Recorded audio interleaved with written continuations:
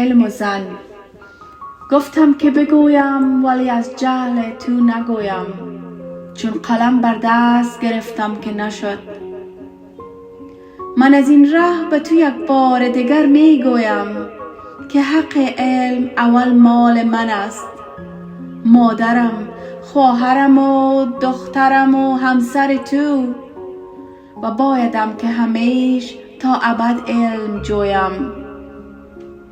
پاکی و راستی و عشق همه در پیکار زن است، به خدا زندگی و پایندگی در مامن است.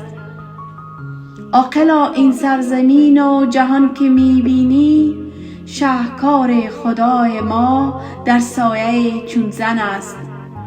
گر نباشد علم و دانش در رگ رگم، دایما جاهل چون تو بزایم از شکم.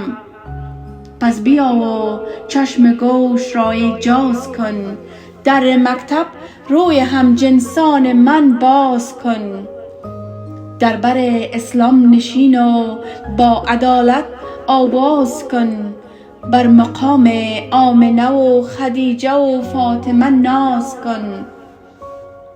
اقرأ، علم دانش را با زنگ محمد ساز کن. فکر خود را از دست شیطان لعینت باز کن. گفتم که بگویم ولی از جهل تو نگویم، چون قلم بر دست گرفتم که نشد.